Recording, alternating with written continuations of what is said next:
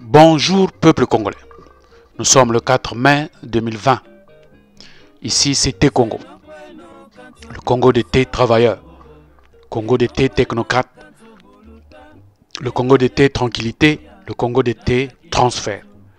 Chers compatriotes, nous avons momentanément arrêté le programme des thèmes que nous avons sélectionnés, que nous avons annoncés dans la toute première vidéo. Mais avec des vidéos déjà en ligne, nous avons expliqué les problématiques de la lutte que nous sommes en train de mener, la lutte dans laquelle nous nous sommes engagés. Nous avons aussi parlé de la politique dans ces vidéos, de l'économie, des assassinats au Congo depuis l'indépendance.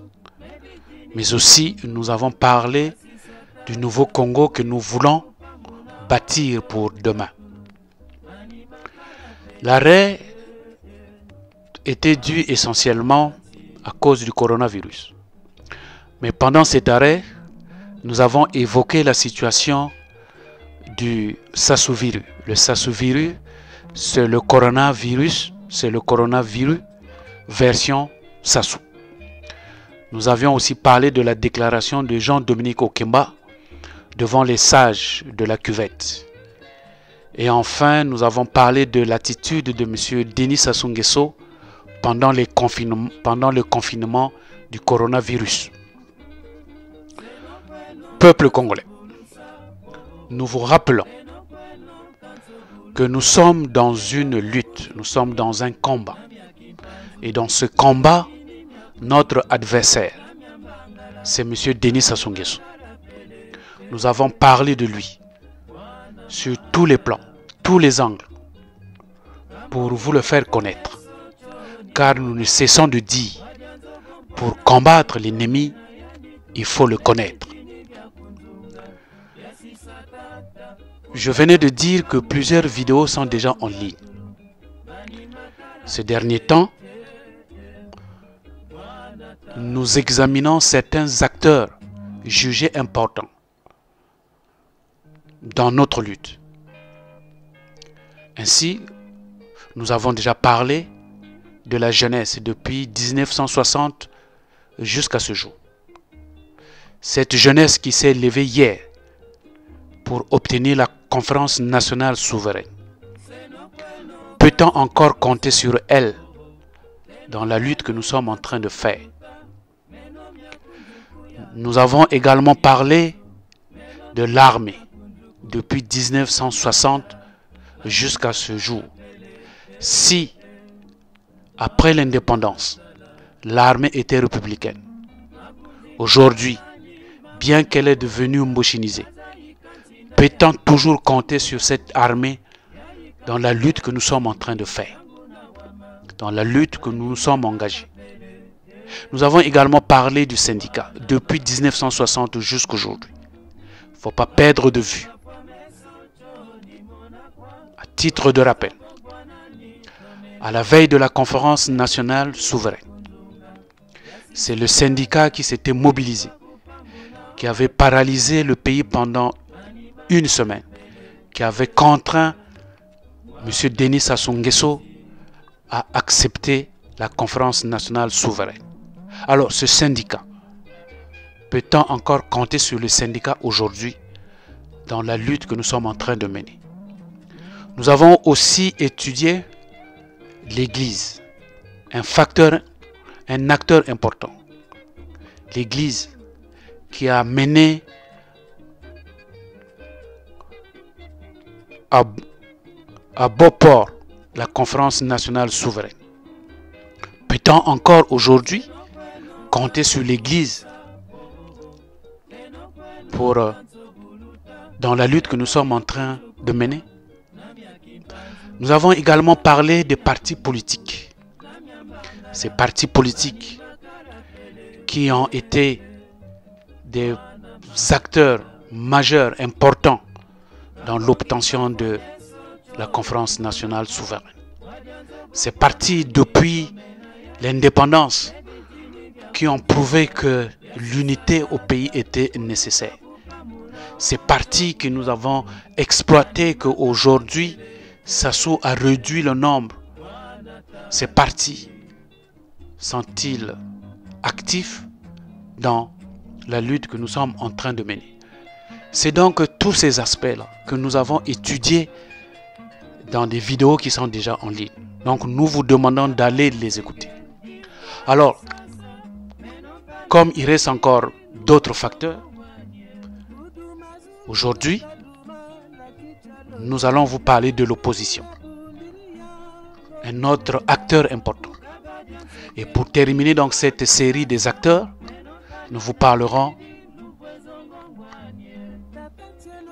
dans peu de jours de la diaspora, peuple congolais. Dans un régime représentatif, l'opposition parlementaire est définie par l'ensemble des partis qui ne forment pas la majorité parlementaire ou qui désignent l'ensemble des mouvements qui contestent les décisions des détenteurs au pouvoir. C'est donc quoi l'opposition? Ou c'est quoi un parti d'opposition? Eh bien, le parti d'opposition peut se définir comme des partis qui n'ont pas le pouvoir exécutif, ni seul, ni en coalition. En effet, les partis politiques peuvent briguer la présidence ou faire élire des représentants au Parlement. Le statut du parti d'opposition est obtenu de façon automatique dès lors que le parti ne détient pas le pouvoir exécutif. Le statut de l'opposition devait être adopté afin de pacifier et de sécuriser les rapports entre les acteurs du jeu politique.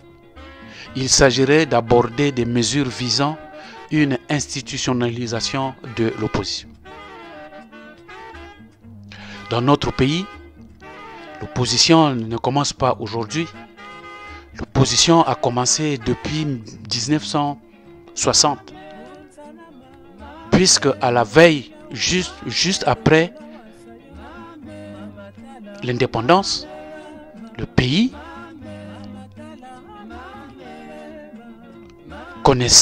avait enregistré plusieurs partis politiques. Nous vous les avons détaillés quand nous avons étudié les partis politiques.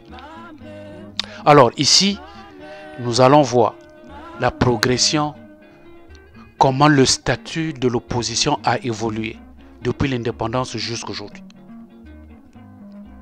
En effet, le régime monolithique du Parti congolais du travail rejetait l'opposition, présentée comme anti-révolutionnaire. L'opposition fut considérée comme au ralentissement du progrès social, contre la déstabilisation de l'unité nationale. Voilà comment l'opposition était vue pendant cette période de monopartie avec le PCT. L'opposition fut alors combattue et traitée comme une véritable nuisance à la cohésion nationale. Après 1968, les dirigeants avaient imposé des partis uniques. On a connu le MNR, c'est-à-dire le Mouvement national de la Révolution. Et nous avons aussi connu le PCT, qui est encore là d'ailleurs jusqu'aujourd'hui, qui avait contraint l'opposition politique à choisir entre l'exil et la guerre.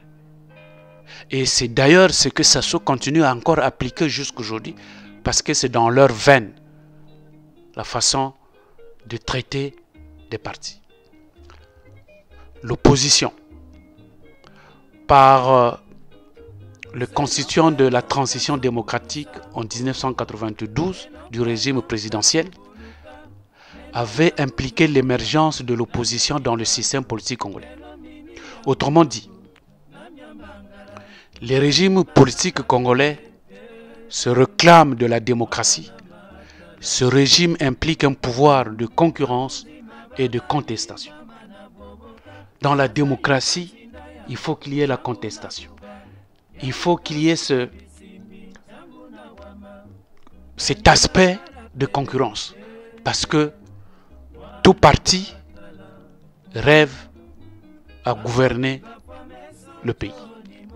Il est donc normal que le pouvoir public définisse un cadre permettant à l'opposition d'exercer ses activités sans entrave afin de participer librement au jeu politique.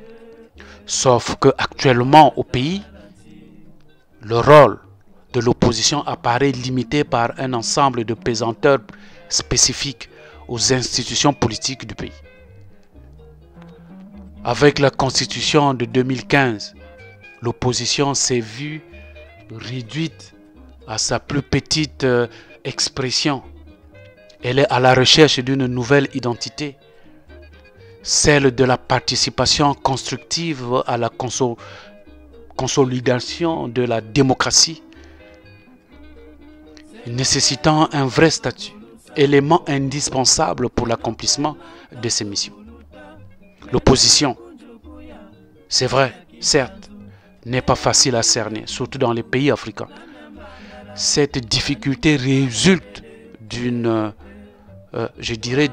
partie de peu d'intérêt que les constitutionnalistes accordent à la notion. À de rares exceptions plutôt qu'à la récente partie. Il existe plusieurs types d'opposition justement, selon le niveau auquel elle se manifeste. Ainsi, on trouve une opposition nationale ou locale, une opposition selon la nature des opinions, une opposition au système, une opposition au gouvernement, une opposition selon la forme de la lutte, une opposition légale ou clandestine, une opposition représentée ou non au Parlement, une opposition parlementaire ou une opposition extra-parlementaire. En tout cas, de façon générale, l'opposition désigne tous les groupes ayant un engagement plus ou moins politique et qui, dans le cadre juridique existant, dénoncent des vues différentes de celles du gouvernement en place et donnent des expressions concrètes et ses idées dans l'intention le plus souvent de conquérir le pouvoir. Au Congo, la révolution de 1968, imposée par le PCT, définie par son caractère violent ou l'accession illégale au pouvoir par coup d'État en 1997, après modification de plusieurs constitutions et des règles des régimes politiques, est antidémocratique. Autrement dit, la révolution, les coups d'État et la démocratie sont incompatibles. Au Congo, certaines constitutions reconnaissent le rôle de l'opposition parlementaire, tout en sachant que le Parlement est le seul lieu par excellence où l'opposition peut faire entendre sa voix. C'est le cadre privilégié d'expression de la souveraineté nationale, incarné par les élus du peuple. L'opposition saisit cette tribune pour montrer son hostilité à l'égard de la politique du gouvernement. Le Parlement est le seul endroit où l'opposition, reconnue et représentée officiellement en tant que porte-parole de la minorité nationale, soit habilitée de façon organique à rencontrer le gouvernement. C'est donc au Parlement que les droits de la minorité doivent d'abord être protégés dans les régimes représentatifs. Le gouvernement est l'émanation de la majorité parlementaire ou des groupes qui composent cette majorité. L'opposition existe et collabore avec cette majorité pour l'intérêt de la nation. L'aménagement des rapports entre la majorité et l'opposition conditionne alors la crédibilité du système démocratique. Alors, quelles sont donc les fonctions de cette opposition parlementaire dont nous venons de vous parler? L'opposition parlementaire est celle qui est représentée dans l'enceinte même du Parlement. Elle est constituée par l'ensemble des partis politiques ou des coalitions de partis politiques ou des groupes parlementaires qui sont en désaccord avec le gouvernement en place. En effet, à l'issue des élections législatives, il existe des partis politiques ou des coalitions de partis politiques minoritaires, c'est-à-dire qui ne passent pas la majorité des députés nécessaires à la conduite des affaires gouvernementales et qui sont tout de même reconnus à l'Assemblée nationale. Ces partis politiques ont la vocation de s'opposer à la politique de la majorité parlementaire qui soutient le gouvernement. D'abord, l'opposition parlementaire exerce une fonction tribunicienne, c'est-à-dire celle de critiquer la politique déterminée par la majorité, la fonction de modération, la fonction de surveillance qui, néanmoins, lui permet d'influer sur le destin des textes débattus au sein du Parlement. Voilà les fonctions tribuniciennes de l'opposition. Outre la participation au contrôle de l'action gouvernementale, les membres de l'opposition ont le droit. Ils ont des droits régis par le règlement intérieur de l'Assemblée. Comme tout parlementaire, les membres de l'opposition obtiennent le droit de libération conditionnelle régi par le règlement intérieur de l'Assemblée et du droit d'amendement reconnu par la Constitution. Dans l'hémicycle, les députés peuvent prendre librement la parole, exprimer les doléances, fustiger les décisions du gouvernement, l'inciter à intervenir dans tel ou tel domaine, l'obliger à répondre à toutes les questions et rendre compte de tous ses actes. L'opposition doit bénéficier d'un temps de parole suffisant lui permettant de formuler ses critiques à la politique gouvernementale en général et du texte adopté en particulier. Une telle possibilité accroît la qualité de son travail. Le statut doit également reconnaître un chef de l'opposition qui devient l'interlocuteur entre le gouvernement et la minorité parlementaire. Le chef ou le leader de l'opposition n'est pas désigné par le chef de l'État, mais constaté par l'électorat. C'est celui qui a le plus nombre de députés, qui ne fait pas partie de la majorité ou la mouvance présidentielle. Ce parti-là, c'est de là que sortira ce qu'on peut appeler le chef ou le leader de l'opposition. Mais comme je venais de le dire, il n'est pas nommé par le chef de l'État. C'est le chef principal du parti d'opposition qui a le privilège d'être le chef de l'opposition. Il doit être un personnage officiel et il doit avoir un lieu de choix dans le protocole républicain fixé par le décret sur les préséances. Le chef de l'opposition perçoit à ce titre un traitement et bénéficie d'avantages financiers et matériels.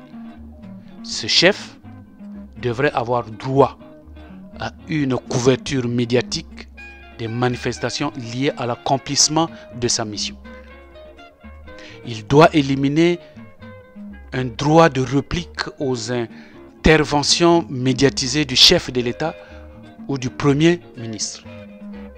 Il devrait être invité à toute cérémonie officielle de la République et du traité à chaque fois, avec le besoin de tous les égards et des honneurs lui sont dus à son rang de chef d'opposition.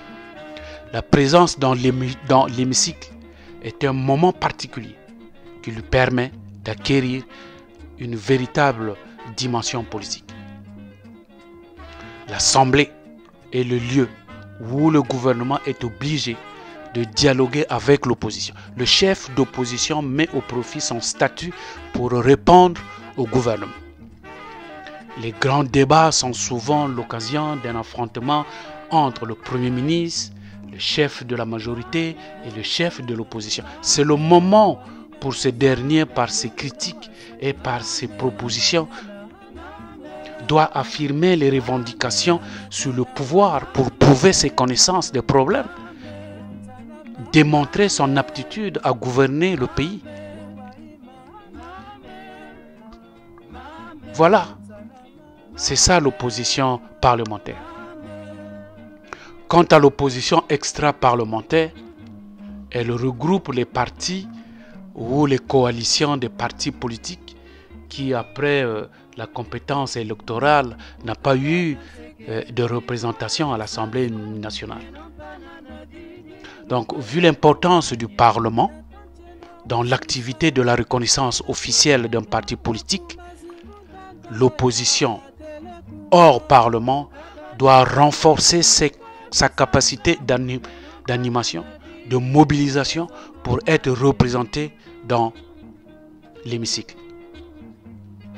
L'opposition extra-parlementaire ne participe pas au jeu politique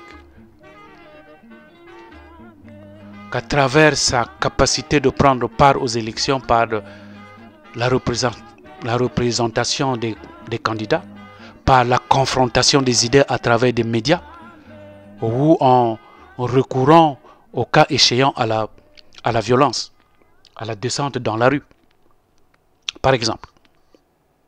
Donc l'existence de l'opposition parlementaire ou extra-parlementaire suppose une condition sine qua non, l'acceptation du cadre institutionnel en démocratie.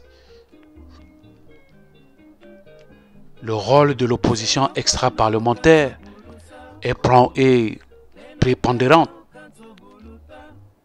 Son rôle est très prépondérant en ce sens qu'il participe activement au renforcement de la démocratie en dénonçant des abus du pouvoir tels que la mauvaise gestion des affaires de la nation, tels que le vol, tels que le pillage, le détournement, la concussion, en informant l'opinion de certaines réalités. Le problème de l'opposition extra-parlementaire, c'est qu'elle existe en dehors du Parlement, donc ne participe pas au vote des lois, qui est la tâche primordiale des parlementaires, voter les lois. Elle contribue à apaiser les débats et à instituer la contradiction politique. La contradiction est un élément de dynamisation de la société politique. La contradiction, c'est même l'âme même de la démocratie. Alors, dans cette perspective, le droit d'opposition constitue une condition de la démocratie. L'opposition assure l'expression du pluralisme des idées et des opinions. Par ses critiques, elle contrôle le gouvernement, même au point de le censurer. Par son action, elle réalise l'alternance. Au cours de toute démocratie pluraliste se trouve ce qu'on peut appeler la dialectique majorité et opposition. La dialectique, comme le parle le philosophe Edgar Morin. C'est ce conflit qui est le moteur même, qui alimente la démocratie. Cette démocratie libérale agissante.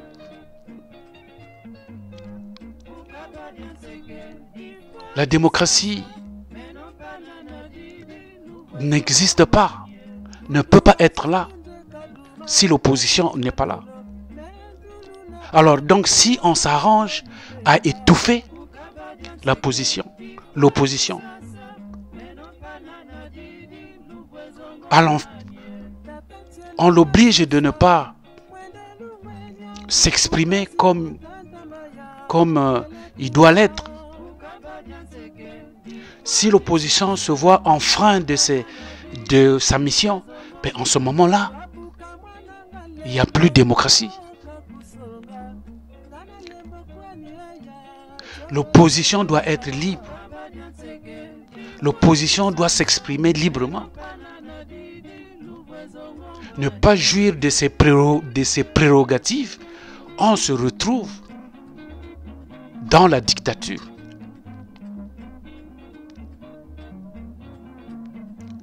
Donc aujourd'hui, quand nous voyons la situation au pays, on a bien beau dire que nous sommes en démocratie, mais sauf que l'opposition n'est pas libre. Quand nous voyons les leaders qui constituent cette opposition au pays ne sont pas libres de se déplacer à l'intérieur du pays, même à l'étranger, ça veut dire, ça prouve, ça démontre qu'on n'est pas en démocratie. Parce que la démocratie, c'est aussi la liberté de s'exprimer. Alors quand on ne peut pas aller contester, quand on ne peut pas revendiquer ses droits, quand on ne peut pas passer dans les médias pour donner des points de vue, quand un journaliste, parce qu'il aurait posé une question, est aujourd'hui licencié, ça prouve qu'on n'est pas en démocratie. Alors quand on n'est pas en démocratie, par le système dialectique, comme nous l'explique Morin, ça veut dire qu'on est donc dans la dictature.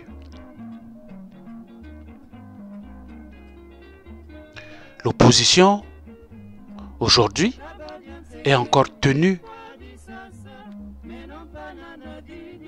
pour une rivalité d'une démocratie véritable.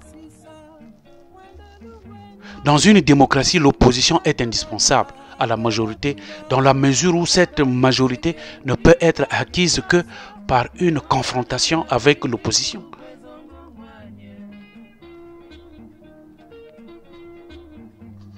Alors, aujourd'hui, au Congo, il n'y a pas la démocratie. Je veux peut-être surprendre beaucoup. Le Congo n'est pas en démocratie. Parce que les critères même qui définissent le système démocratique sont verrouillés au pays.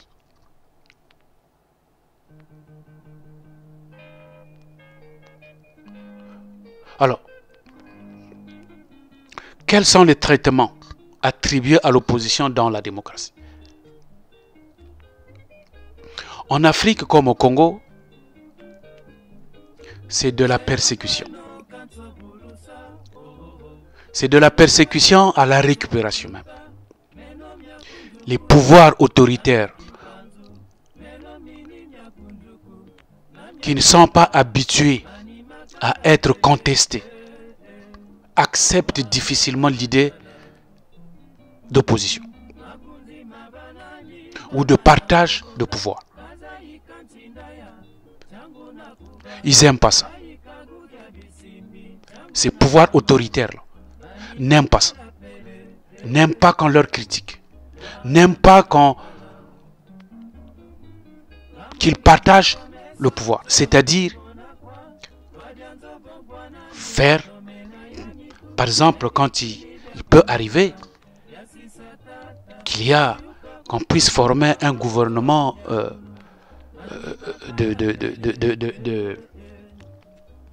parce qu'on n'a pas eu la majorité, on est obligé de travailler avec l'opposition.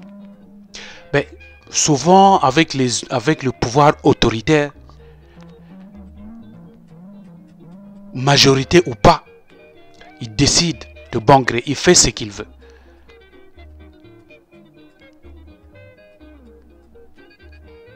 Et donc, au Congo, c'est ce que nous sommes en train de vivre.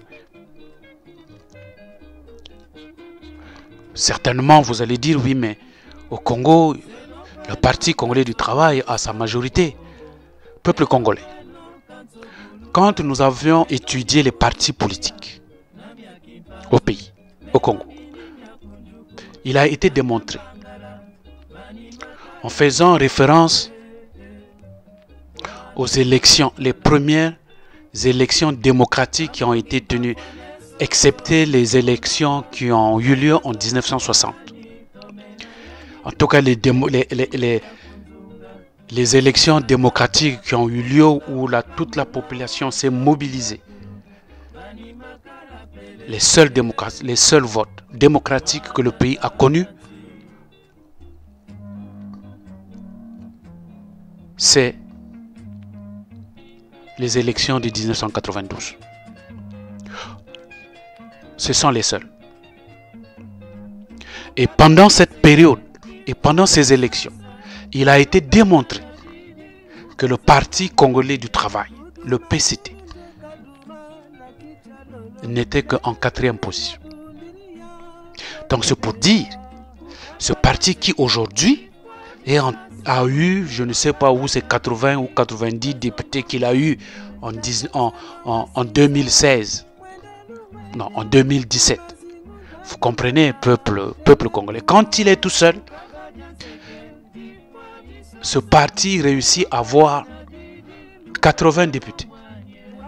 Mais quand il y a eu la vraie démocratie, alors ce qu'on appelait la vraie démocratie en 82, pendant les élections de 92 et 93, mais ce parti n'avait eu que 16 députés. Alors, vous voyez la différence.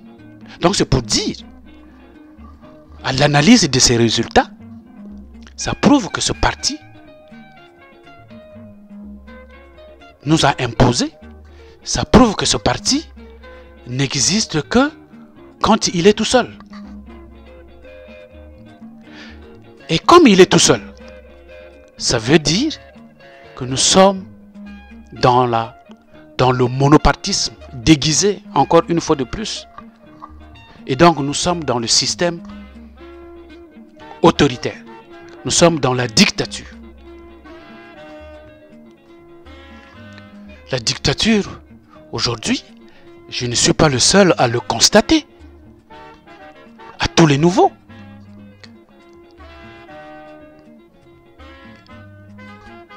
Peuple congolais.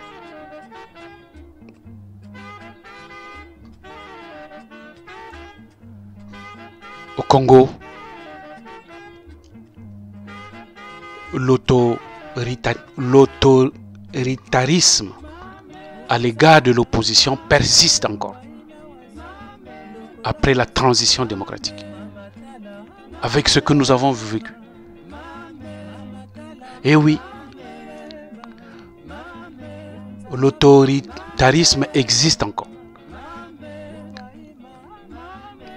On n'est pas en démocratie. De ce fait,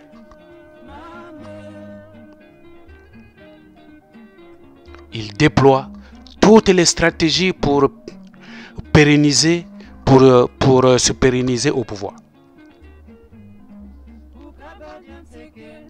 Le PCT et ses acolytes, M. Denis Sassou Nguesso, déploie toutes les stratégies pour se pérenniser au pouvoir. Si on était réellement en démocratie, mais comment peut-on justifier les propos de M. Pierre Ngolo quand il était premier secrétaire du Parti congolais du travail qui disait, je cite, « On n'organise pas les élections pour pouvoir les perdre. » Mais peuple congolais, quand on est en démocratie, on ne peut pas dire que comme c'est nous qui organisons les élections, ça nous donne le privilège, sinon ça nous donne le droit de pouvoir les gagner. Non. Peuple congolais, ce genre d'attitude, ce genre de comportement, ce genre d'agissement prouve, démontre qu'on n'est pas en démocratie. On est dans un système autoritaire. C'est ça l'autoritarisme dont nous sommes en train de parler. Et Sassou, malgré ses 40 ans au pouvoir, n'accepte plus qu'on l'appelle ex-président. Non. C'est-à-dire que malgré que vous allez battre campagne, malgré qu'il va faire semblant d'organiser les élections, puisqu'il ne veut plus être appelé ex-président, ça veut dire que les élections, il les a déjà gagnées. Lui qui veut toujours être président, puisqu'il refuse le statut d'être ex-président. Donc quand il organise les élections, il est déjà élu. Ça que ça veut dire. Alors, dans un système pareil, on ne peut plus parler de la démocratie. Sassou rejette et d'ailleurs ne considère même pas l'opposition. Il le fait pour la bonne forme. Pour montrer à l'échelle internationale que dans mon pays, au Congo, nous avons aussi la démocratie. Puisque nous avons les partis qui sont les partis de l'opposition. Voilà. Mais en réalité, nous ne sommes pas en démocratie. Nous sommes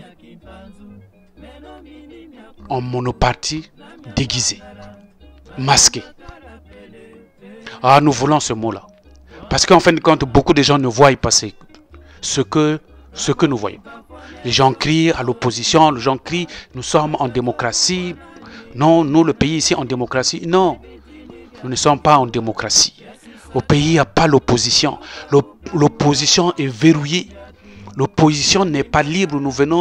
Je venais de vous expliquer ce qu'on appelle une opposition. Et quels sont ses attributs.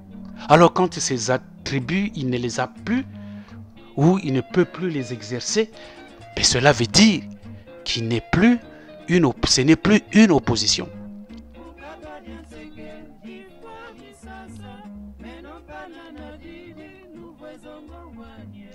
Donc c'est cette politique que M. Sassou Nguesso fait. Il rejette, il déconsidère l'opposition. Il procède à des tentatives de récupération des éléments les plus récalcitrants, constituant les ressources politiques indispensables à la conservation de son pouvoir.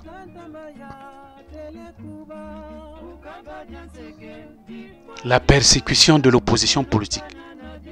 Le rejet de l'opposition se manifeste d'abord par la négation même de l'opposition d'opposition.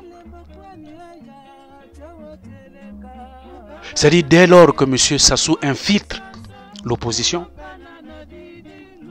cette soi-disant opposition, mais dans cette opposition, Sassou s'engage. Sassou fait le tout pour que dans cette opposition, qu'il y ait aussi l'opposition. Donc c'est ce que nous appelons l'opposition de l'opposition. Nous allons les détailler, nous allons les dévoiler. Ceux-là qui font l'opposition de l'opposition. les gens comme les Mathias Nzon. Comment voulez-vous celui-là qui hier a financé, qui était chargé d'aller payer les armes avec lesquelles M. Sassou Nguesso est venu renverser le régime en place, se prétend aujourd'hui être le donneur de leçons, se prétend aujourd'hui prouver que c'est lui le vrai opposant. Non, peuple congolais,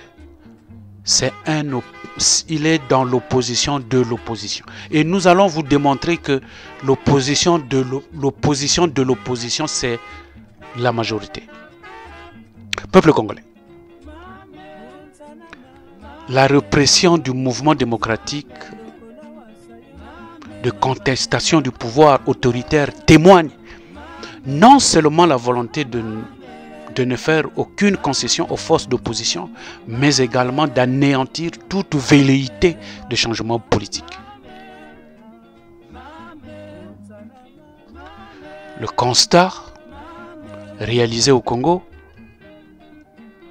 c'est que c'est pendant la période des élections présidentielles, un moment très propice au marchandage et au débauchage des esprits politiques faibles. C'est pendant cette période que l'opposition est morcelée. Quand arrivent les élections présidentielles, il y a un marchandage, il y a un débauchage. Et tous les esprits politiques faibles commencent à errer comme les papillons.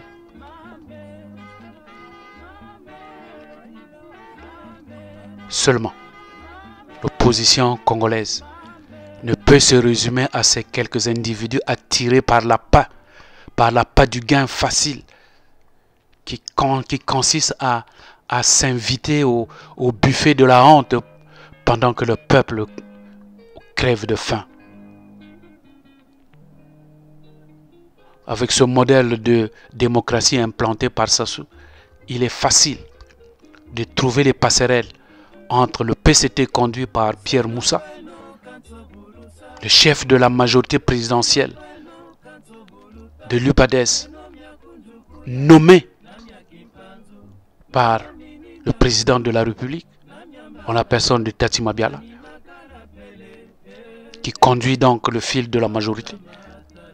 Alors que dans la démocratie, le chef de la majorité n'est jamais nommé par le président de la République. Jamais, en aucun cas, en France, on a vu Macron nommer le chef de l'opposition. Jamais, en aucun cas, aux États-Unis, Trump nommait le chef de l'opposition.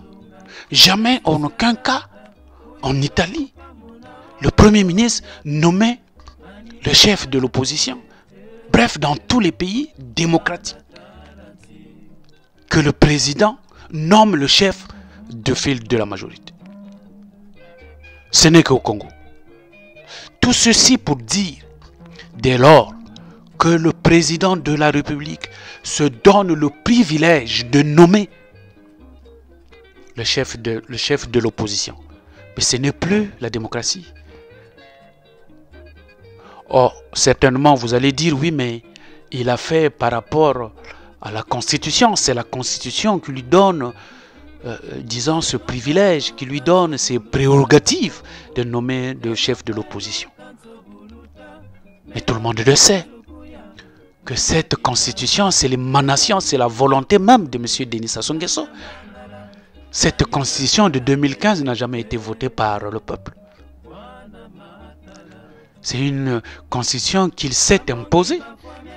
Et donc là-dedans, il a mis tout ce qu'il voulait. Pour preuve, il en a même mis là-dedans l'article 96, dans lequel il dit qu'après que le chef de l'État ne pourra jamais être poursuivi après qu'il soit parti de son poste de président de la République, on ne doit pas le poursuivre de tous les faits qu'il aurait commis pendant qu'il était en poste. Dans quel pays du monde avez-vous vu ce genre d'article, si ce n'est qu'au Congo? Peuple congolais, c'est pour dire qu'au Congo, il n'y a pas de démocratie. Et comme il n'y a pas de démocratie, il n'y a donc pas l'opposition en tant que telle. Ce que nous appelons la vraie opposition, il n'y en a pas. L'opposition d'ailleurs qui est là, qui existe actuellement, à 100% de ceux qui sont dans ce qui constitue l'opposition, sont les fruits du Parti congolais du travail. Ils ont été formés, ils ont été enseignés, ils ont été encadrés par le parti qui est en place actuellement.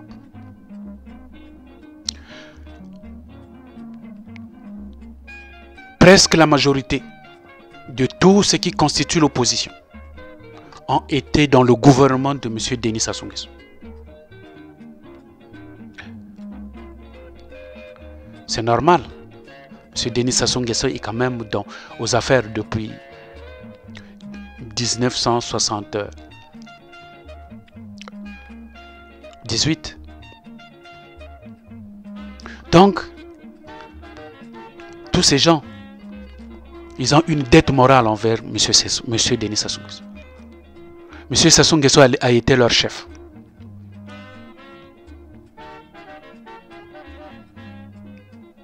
Donc, ils ne peuvent pas non plus jouer ce rôle d'être vraiment un opposant de M. Denis Sassou Nguesso. C'est vrai que dans des pays développés, l'opposition a le droit à un traitement financier. C'est ce que M. Denis Sassou Nguesso, il leur a donné 1 milliard. Mais sauf que M. Denis Sassou Nguesso, puisque c'est lui le maître de tout, il en a posé des conditions. C'est ça qui affaiblit l'opposition aujourd'hui. M. Tatima Biala qui se dit le chef du fil de l'opposition, c'est vrai. Mais M. Tatima Biala ne joue aucun rôle il n'est pas libre de ses mouvements. Pour preuve, mais comment pouvez-vous expliquer, lui qui est opposant du régime en place, lui qui est censé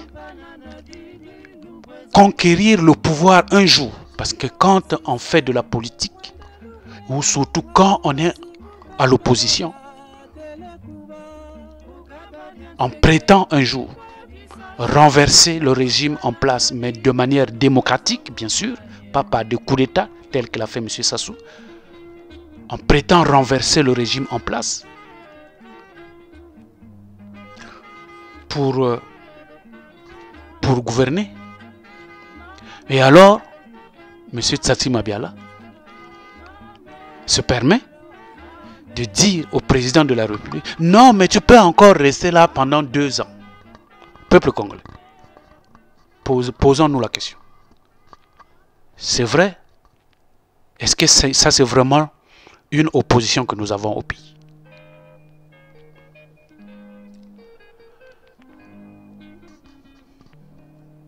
Alors quand on voit le M. Tatima Biala, je parle de M. Tatima Biala, pas en tant que membre de l'UPADES, non, ça n'a rien à voir avec l'UPADES, mais en tant que le chef de l'opposition.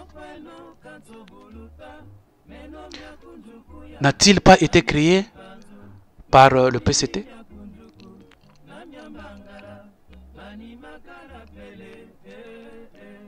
Qui à ce jour continue à truster les postes de responsabilité au sommet de l'État, tant au niveau de l'opposition que de la majorité présidentielle.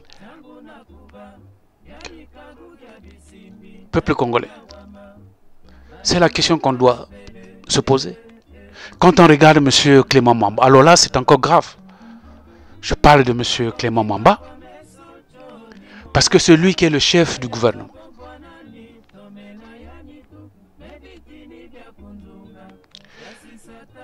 Alors, sauf que lui, c'est un champion de retournement acrobatique.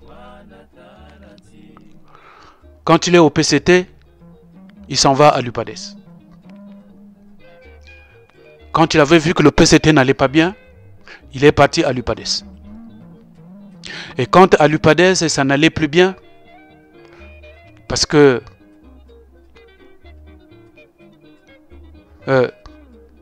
Lissouba est parti, il est parti au PCT. Vous voyez un peu ce genre de personnes, des gens versatiles, des gens dangereux comme ça. Il était dans le PCT avec M. Sassou. Et quand il a vu que M. Sassou n'allait plus passer président et que c'est M. Lissouba, allez, il est parti à l'UPADES. Il est resté à l'UPADES, il est resté là. Et quand maintenant ils ont fait chavirer, parce que c'est eux dans leur groupe, quand ils ont fait chavirer M. Lissouba, parce qu'on voulait le faire partir, parce que très avancé en âge, ils étaient sûrs de pouvoir le remplacer. Alors quand ils ont vu que ça ne marchait plus, non, ce monsieur est encore reparti au PCT. Et il était fier de dire, oui, mais moi j'ai encore ma carte. Et là, comme Sassou est en difficulté, puisque nous le disons, Sassou va partir, c'est sûr qu'il va encore repartir à l'UPADES. Et là, il sera encore à l'opposition. Voilà les genres des leaders qui constituent l'opposition. Alors, ce genre de liaisons incestueuses rajoute davantage à la confusion ambiante qui règne dans notre pays.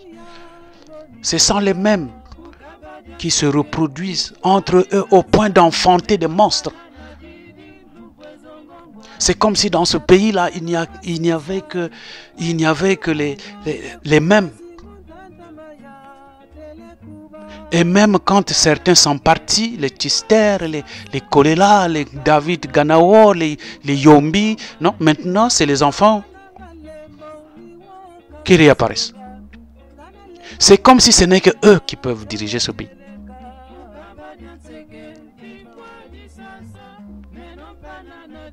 L'opposition congolaise, franchement, se livre à un spectacle. Ces derniers temps sont désastreuses et n'augurent rien de bon.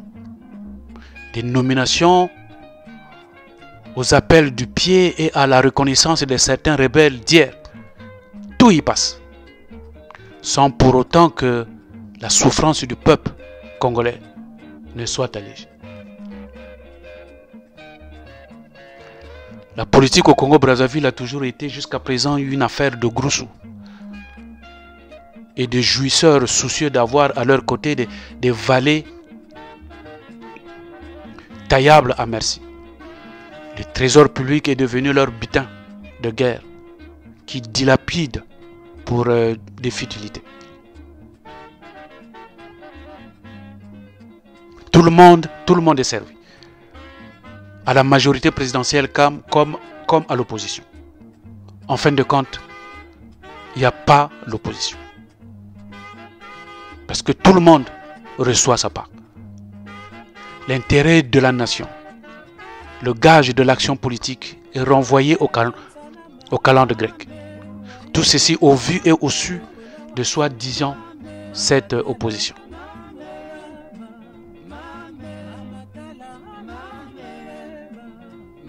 Peuple congolais. Mais cette opposition, si elle était solide, si elle s'est imposée, c'est vrai qu'aujourd'hui, puisqu'elle passe quand même au mangeoire là-bas chez M. Denis Sassou Nguesso, cette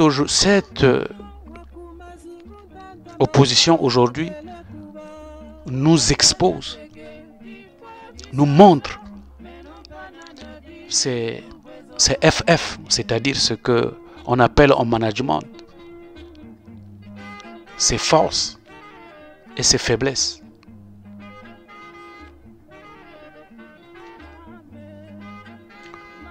Depuis la tenue des États généraux du 20 au 22 février 2009, l'opposition congolaise a engagé sans désemparer un combat en vue de contribuer à la construction et à la mise en œuvre des conditions permissives des élections libres, transparentes et justes au Congo. Des facteurs essentiels d'une alternance démocratique et pacifique. Malheureusement, les multiples manœuvres ourdies par le pouvoir pour la diviser, l'affaiblir et la décapiter, mais aussi ses propres faiblesses structurelles et politiques, n'ont pas permis à l'opposition d'atteindre les objectifs assignés jusqu'à ce jour. La cause principale du développement d'un phénomène étant interne, c'est en elle-même que l'opposition doit d'abord rechercher les raisons de ces échecs successifs depuis 2009.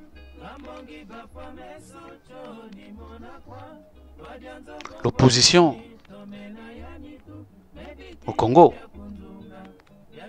c'est vrai, elle accuse un certain nombre de faiblesses, parmi lesquelles on peut citer l'absence d'une vision politique claire et la sensibilité à l'appel de l'argent facile.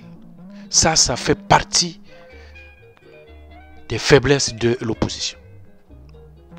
On peut aussi citer parmi les faiblesses l'insuffisance d'implantation nationale des partis. On peut aussi citer la ténuité des stratégies de communication, de la bataille des égos et enfin de l'addition au népotisme et à la préférence ethno-régionale. Voilà des faiblesses qui gangrènent, qui tuent l'opposition au pays. Je vais quand même les détailler, ces faiblesses. D'abord, en ce qui concerne l'absence d'une vision politique claire et la sensibilité à l'appel de l'argent facile. Peuple congolais. Dans les démocraties modernes, un parti politique est un regroupement d'hommes et de femmes autour d'un idéal, concrétisé par un projet de société et un programme de gouvernance, aux fins de conquérir et d'exercer le pouvoir d'État. C'est ça le parti politique. Alors, dans ce contexte, les acteurs politiques sont d'abord et avant tout des militants d'une cause. Ils sont guidés par l'ethnie de la conviction et sont voués au désintéressement et au sacrifice. Ils entrent en politique pour servir l'intérêt général et non pas l'intérêt personnel ou des partisans. Au Congo, au contraire, à part quelques rares exceptions, je dis bien quelques rares exceptions, les partis politiques ne se créent pas sur la base de doctrines économiques, sociales cohérentes ou du projet politique partagé.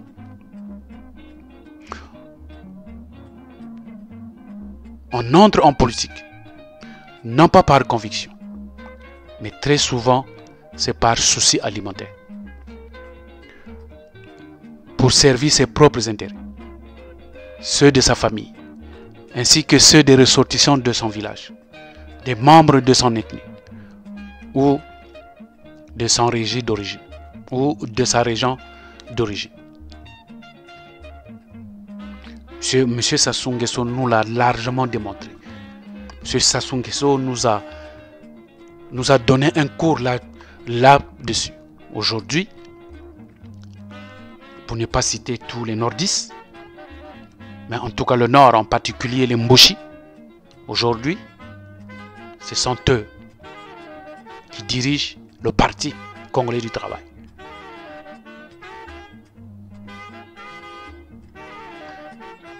La plupart de nouveaux acteurs politiques congolais ne pensent qu'à une chose, les avantages et les privilèges du pouvoir. Soucieux avant tout de s'enrichir à des fins personnelles, ils pratiquent ce qu'on appelle la politique du ventre. Peuple congolais, sans toutefois citer les noms des gens, nous avons entendu les voix qui se sont levées pour dire que Thierry Mongala, c'était il était comme agent de sécurité à Rouen. Mais depuis qu'il s'est engagé dans la politique avec Sassou, sa vie a changé. Alors, beaucoup des hommes politiques, que ce soit à l'intérieur comme à l'extérieur, se disent mais pourquoi ne pas faire comme lui aujourd'hui, puisque lui il a réussi à assurer son avenir.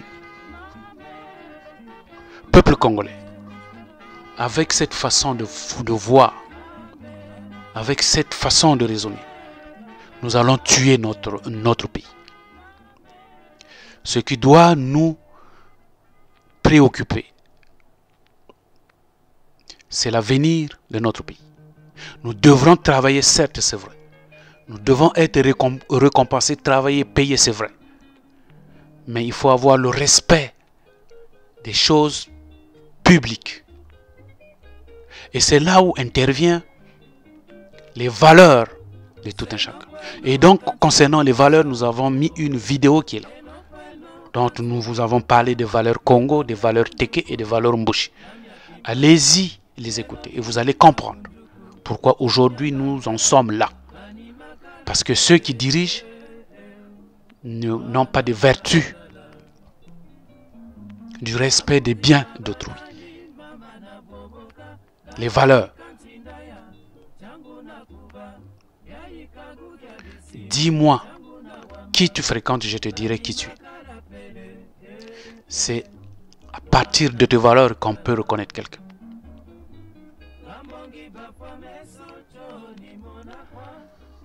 Peuple congolais. Aujourd'hui, ces leaders qui s'engagent dans la politique, tellement qu'ils sont devenus changeants, ils tournent chaque fois leur casaque. Chaque fois que le pouvoir leur tend ce qu'ils appellent le ngiri. Ils sont peu enclins à l'ethnie morale et à l'intérêt général. De sorte qu'au sein de la classe politique congolaise, il y a très peu de femmes et d'hommes politiques dignes de ce nom. Mais une pléiade d'opportunistes inventés. C'est ça le peuple congolais. Ils sont là, rien que tout cela. Quand vous les voyez, vous sentez qu'ils n'ont même pas, disons, cet amour du pays. Ils n'ont même pas des compétences pour pouvoir gérer. Combien de fois nous avons vu, ou soit c'est Mouton, ou bien qui était ministre, qui distribuait l'argent à Ouesso. Vous sentez que vraiment que le pays est en train de reculer avec ce genre de ministres. Non, ce sont des opportunistes invétérés. C'est ça, c'est eux. Peuple congolais. Maintenant, si j'évoque le sujet de la faiblesse organisationnelle, parce que ça aussi, ça fait partie des faiblesses de l'opposition. Nous avons expliqué lors de l'étude des partis politiques que la plupart des partis politiques, y compris ceux de l'opposition, sont très insuffisamment implantés dans l'ensemble du territoire national. Certains n'existent que dans leur chef-lieu du district d'origine de leur leader. D'autres n'existent que de nom.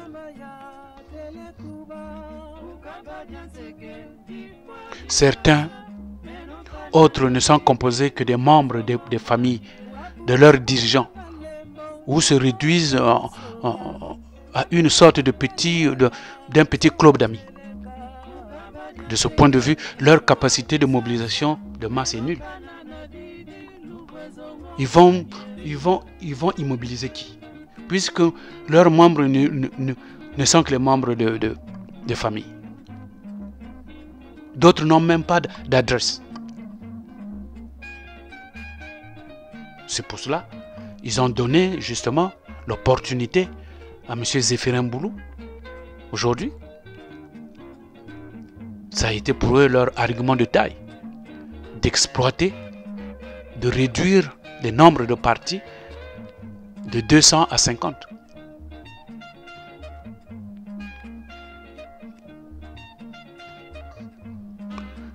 Donc cette insuffisante d'implantation nationale à cet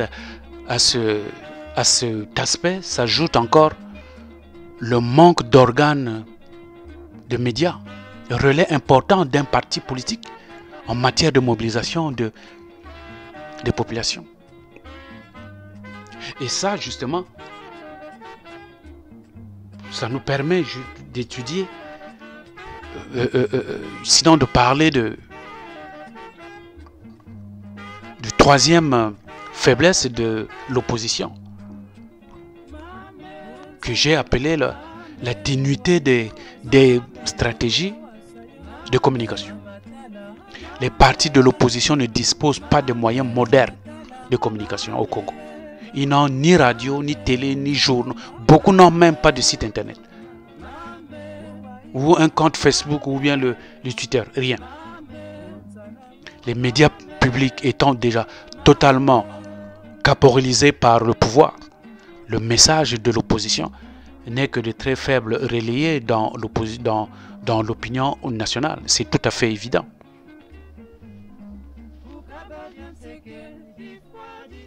Surtout que notre pays, on parle de délestage. Alors tout ça fait que l'information circule difficilement. Et même quand il y a des journaux qui sont écrits, le Congolais n'aime pas lire. Ne veut pas aller chercher l'information. Donc ce qui fait que l'opposition a de la peine de faire relayer l'information. Même ce qu'on appelait la radio-forum engendrée par le régime Sassou, élevé par l'opposition, animé par Maître Massengo Tiasso, a vu ses jours écourtés. Il n'y en a pas des radios privées. Il n'y en a pas. Et ça, c'est un grand handicap. Ça fait partie justement des faiblesses de l'opposition. Maintenant, s'agissant de la bataille des égos, alors là, peuple congolais, c'est là où l'opposition se manifeste beaucoup. Portée par des égos surdimensionnés, la plupart des acteurs politiques de l'opposition congolaise pensent avoir chacun un destin présidentiel. Alors dans cet esprit, chacun met en avant ses ambitions personnelles. Privilégier ses intérêts et joue sa propre partisan au détriment de l'unité de l'opposition.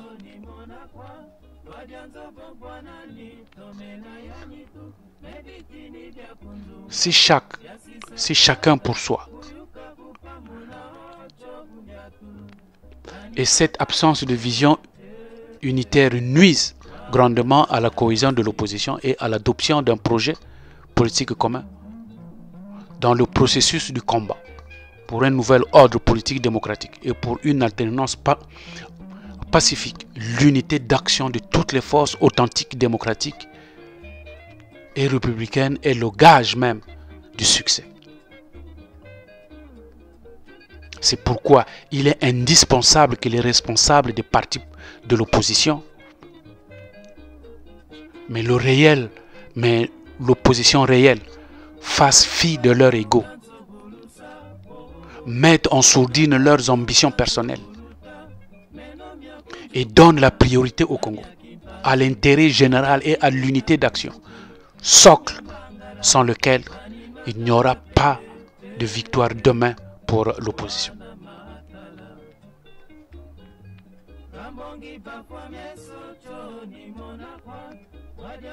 Et donc, pour terminer, puisque je suis en train de vous expliquer toutes les faiblesses que connaît donc l'opposition, je vais terminer par l'addiction au népotisme et à la préférence ethno-régionale.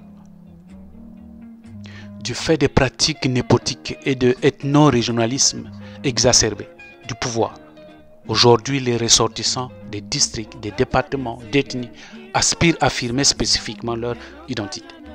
Alors dans ce cadre, beaucoup d'acteurs politiques instrumentalisent les originaires de leur district ou département d'origine, ainsi que les membres de leur ethnie d'appartenance et s'en servent comme base privilégiée de mobilisation partisane. Cet ethno-régionalisme de la vie politique contribue à fixer dans la conscience collective des schémas de représentation du pouvoir fondés sur des positions entre les ethnies. Face à la montée des crispations géoethniques qui justifient le caractère népotisme, ethnocentrisme et de régionalisme, la construction de la nation sur des bases nouvelles oblige se trouve dans la façon intrinsèque dans le respect des valeurs. L'unité du Congo ne se décrit ou ne se définit pas dans la généralité, mais plutôt dans la particularité, c'est-à-dire c'est l'unité par région, par autonomisation qui garantira l'unité nationale. Les considérations qui précèdent montrent que l'action de l'opposition est opérée par d'importantes faiblesses structurelles et politiques même. Mais il faut se dire, l'opposition n'a pas seulement que des faiblesses, elle a aussi des forces. Elle a aussi des forces. Parce que bien qu'étouffée, bien que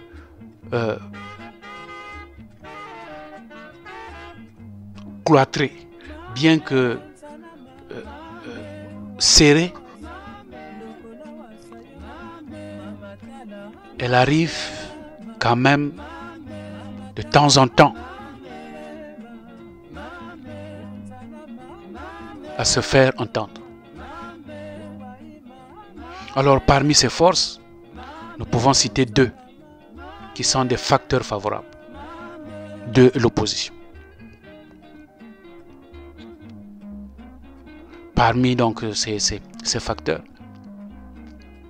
on peut parler de la désaffection de la population par rapport au pouvoir et du soutien de la communauté internationale.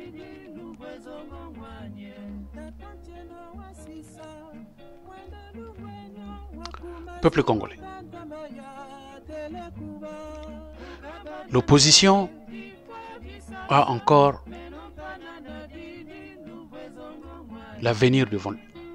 Surtout que le régime en place se sent déjà affaibli, tiré de tous les côtés. en dehors des forces que j'ai pu énumérer, l'opposition doit convertir ces faiblesses que nous venons d'examiner en force. Pour que demain, cette opposition puisse mener ce combat et le gagner. Parce que nous avons besoin de cette opposition. Alors, si nous examinons ces forces, d'abord, la désaffection des populations par rapport au pouvoir. Ça dit quoi? Ça dit que la gestion néo-patrimoniale, partisane et dictatoriale du pouvoir, la paupérisation accrue des populations, l'insensibilité à l'humain, les tueries telles que les génocides, la corruption, les détournements des deniers publics, l'appropriation personnelle des biens de l'État, le noyau clanique et partisan des postes de responsabilité au sommet de l'État, l'enrichissement illicite, l'arrogance et le mépris des dirigeants, l'aggravation des inégalités et des injustices sociales, l'impunité, tout cela a engendré un profond sentiment de frustration de la population. Cette population qui rejette désormais dans leur écrasante majorité le pouvoir actuel, ouvrant ainsi un vaste pouvoir pour l'opposition.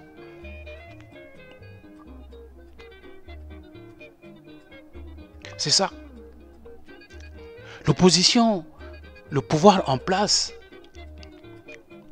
a déjà libéré, a déjà montré ses faiblesses. Maintenant, c'est à l'opposition d'aller saisir, d'aller prendre ces faiblesses de la partie au pouvoir pour pouvoir les exploiter, pour que ça devienne une force pour l'opposition.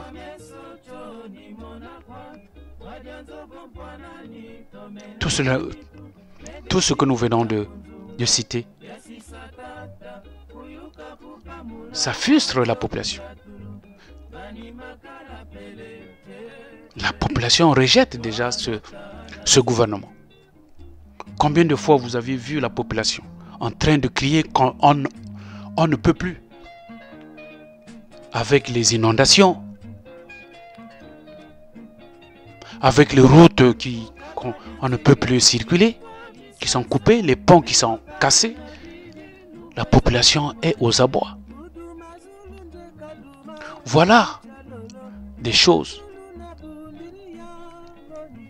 des situations que l'opposition doit exploiter justement pour affaiblir le gouvernement en place.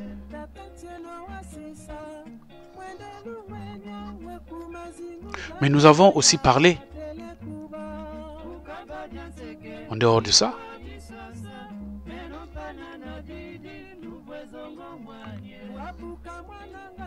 le soutien de la communauté internationale.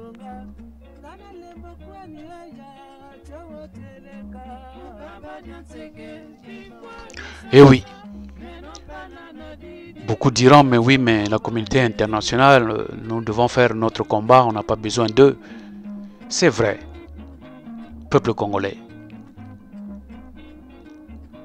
C'est difficile de vivre en autarcie, faire comme si on a toujours besoin de quelqu'un d'autre. Et ce genre de communauté internationale qui existe, c'est pas pour rien qu'ils sont là. C'est vrai que c'est pas eux qui vont descendre dans la rue là-bas. Mais ils sont aussi de beaucoup. Donc, au lieu qu'on passe le temps de les critiquer, il serait peut-être mieux exploiter comment travailler avec ces communautés internationales pour justement faire tomber le régime qui est là. l'énergie qu'on consacre en critiquant, on peut les transformer pour qu'on travaille avec ces communautés internationales. Parce qu'on en a besoin, peuple congolais.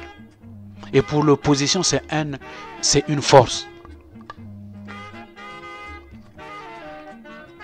Dans son combat pour un nouvel ordre politique et social, l'opposition congolaise bénéficie d'un fort soutien de la communauté internationale, notamment des grandes nations démocratiques, des humanistes, des démocrates et des républicains, partout dans le monde, des organisations de défense et de droits de l'homme. C'est un soutien à ne pas négliger. Car avec des traités ratifiés ou des accords signés, ce soutien s'impose. Il constitue donc un soutien, un atout important pour l'opposition congolaise réelle, qui a l'ardente obligation de capitaliser. Toutefois, elle doit d'abord compter sur elle-même. Je n'en disconviens pas. Car l'aide extérieure n'est jamais qu'un appoint. Donc, nous devons nous mobiliser. Nous devrons être unis pour donner à cette opposition une forme, une force. Mais toutefois, ne négligez pas la communauté internationale. Encore moins, arrêtez de critiquer la communauté internationale. Parce que même si c'est vous qui passez là demain, vous aurez toujours besoin de cette communauté internationale. Alors pourquoi aller diriger le pays tout en vous faisant déjà des ennemis? On en a toujours besoin.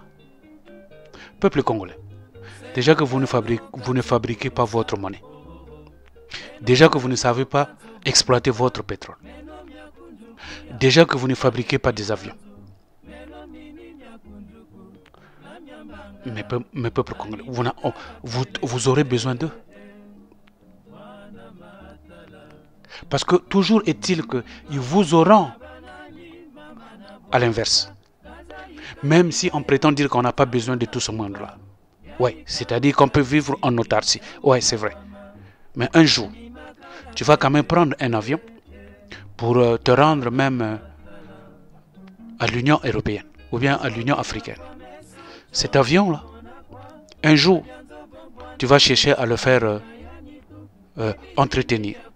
Ces avions-là ne s'entretiennent pas là-bas au Congo. Ça va aller en Europe. Et là-bas, on peut t'avoir. Donc c'est pour dire, peuple congolais, l'autarcie que vous êtes en train de demander est encore loin. Comme c'est encore loin, travaillons en collaboration avec ces unités internationales. Arrêtez de les critiquer. C'est vrai que ces gens, c'est eux qui ont mis les Sassou. C'est vrai, c'est eux qui sont en train de nous exploiter. C'est vrai, mais quelque part, il y a notre part de responsabilité qui est là-dedans. Voilà, peuple congolais. Nous sommes à la fin de cette vidéo. Mais rassurez-vous qu'il y a la suite qui sera dans une autre vidéo dans laquelle nous parlerons toujours de l'opposition bien sûr, mais nous parlerons des stratégies des partis de l'opposition dans le combat que nous sommes en train de faire. Nous allons aborder des stratégies des partis de l'opposition. Nous parlerons également de l'attitude de l'opposition à l'approche des élections présidentielles de 2021. Parce que l'opposition s'est déjà manifestée. Donc c'est cette attitude-là qu'on va aller exploiter, qu'on va aller décrypter. Nous parlerons également quelle position de l'opposition en 2020. La position de l'opposition en 2021. Nous vous parlerons également des tracts de M. Denis Sassou Nguesso depuis 1997 à l'opposition. Et enfin, nous parlerons des hybrides de l'opposition.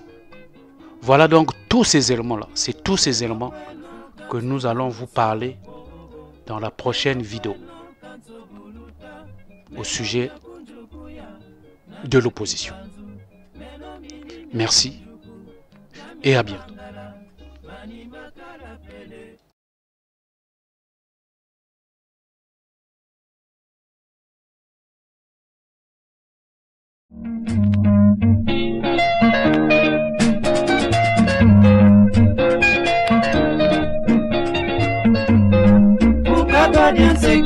Ifwa bisasa meno banana didi nuvezongo wanye Uduma zulu nje kaduma na kichalolo Nentulu na bundiria bonilenda Kukaba dianseke ifwa bisasa meno banana didi nuvezongo wanye Tatachelo wasisa Mwenda lumenya wekuma zingu ntantama ya telekuba Ukaba dianseke difwa disasa Meno panana didi nuvwezongo mwanye Wabuka mwana ngalembo ni waka kusonga